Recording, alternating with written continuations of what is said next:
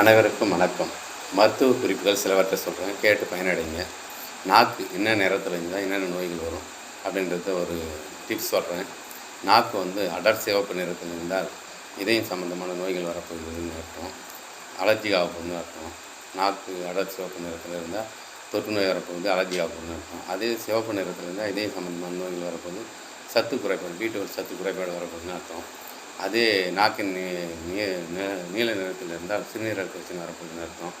அதே நாக்கு வந்து காப்பி நிறத்தில் இருந்தால் நுரையீரல் பிரச்சனை வரப்போகுதுன்னு அர்த்தம். அதே நாக்கு வந்து சாம்பல் நிறத்தில் இருந்தால் நமக்கு வந்து மூல நோய் வரப்போகிறது, செரிமான பிரச்சனை வரப்போகுதுன்னு அர்த்தம். அதே வந்து நாக்கு மஞ்சள் கலரில் இருந்தால் கல்லீரல் பிரச்சனை வரப்போகுது, மஞ்சள் காமாலை வரப்போகுதுன்னு அர்த்தம். அதே போல் நாக்கு வந்து வெள்ளை நிறத்தில் இருந்தால் அனிமிக் பேஷண்ட், சத்து குறைபாடு உள்ளவர்களாக கருதப்படுகிறது. அதேமாதிரி நோய்கள் வர வாய்ப்பு இருக்கிறது. அதே போல் கண்கள் அரிக்கும், நமிக்கும், அதெல்லாம் இருக்கணும். ஜலதோஷம், சளி பிடிக்க போகுதுன்னு அர்த்தம். அதே போல் வந்து நம்ம காது குடைச்சல் அதிக வலி இருக்கும், அவங்களாம் வந்து ஜுரம், காய்ச்சல் வரப்போகுதுன்னு அர்த்தம். அதே போல் பாதங்களில் வெடிப்பு அதிகமாகும், உடல் சூடு அதிகமாகிடுச்சுன்னு அர்த்தம். கைகளில் வந்து கால்களில் மணிக்கட்டுகள் ரொம்ப வலியாக இருந்ததுன்னா எடை கூட போகுதுன்னு அர்த்தம். அதே வந்து கை நகங்களில் வந்து கருப்பு கோடு இருந்துச்சுன்னா இதே சம்மந்தமான நோய்கள் வரப்போகுது, மாரடைப்பு வர வாய்ப்பு இருக்கிறது. அதே போல் வந்து துர்நாற்றம் வீசுறது, வாயில் துர்நாற்றம் வீசுதுன்னா நம்ம வந்து பல், ஈறு மற்றும் குடலில் பிரச்சனை வரப்போகுதுன்னு அர்த்தம்.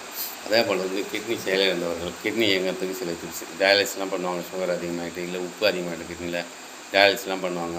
பண்ணியும் சரியாகல, கிட்னி ரொம்ப சுருங்கி போச்சுன்னா கிட்னி இயங்கிறதுக்கு 2 டிப்ஸ் சொல்கிறேன்.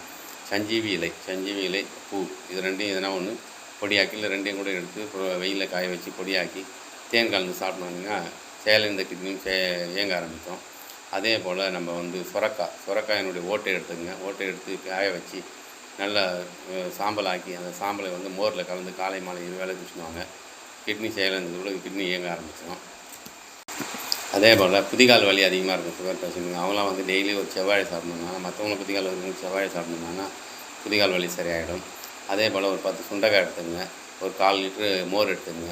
இது நைட் ஃபுல்லாக ஊற வச்சுட்டு காலையில் எழுந்து மிக்சியில் அடித்து வெல்லம் கலந்து காலையில் வெறும் வயிற்றில் குடிச்சுடுவாங்க. எப்பேற்பட்ட கல்லும் கரைஞ்சிடும். நம்ம சேனலை வந்து சப்ஸ்கிரைப் பண்ணுங்கள், லைக் பண்ணுங்கள். இன்னும் சில மருத்துவ குறிப்புகளோடு உங்களை சந்திக்கிறேன். நன்றி, வணக்கம்.